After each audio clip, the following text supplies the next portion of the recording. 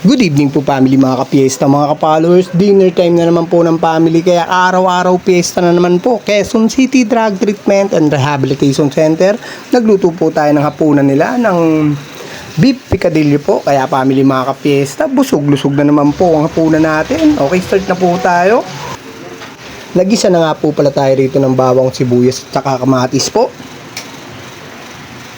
At ito na nga po, isusunod ko na nga po itong beef giniling niya. Ayan na po.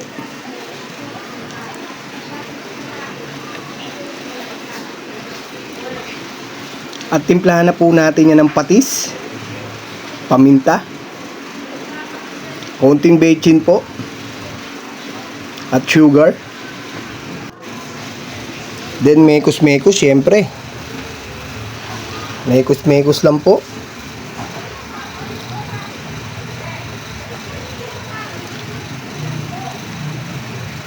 At tatakpan na po natin yan siyempre.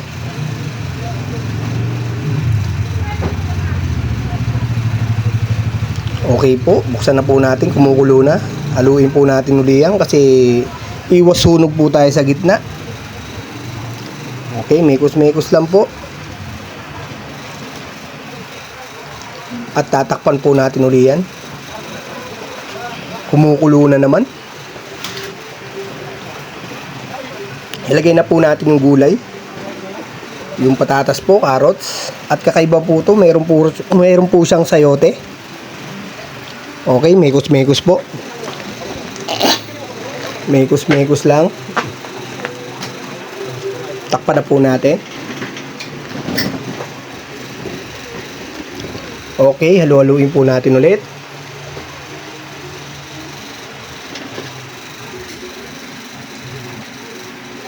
Nilagyan ko na po ito ng beef cubes. At ito na po yung tomato sauce niya. Lagay na rin po natin.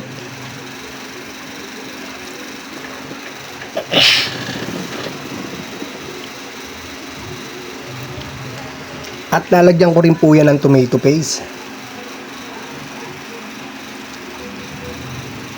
Konting patis pa. At mekos-mekos po ulit. Mekos-mekos lang po.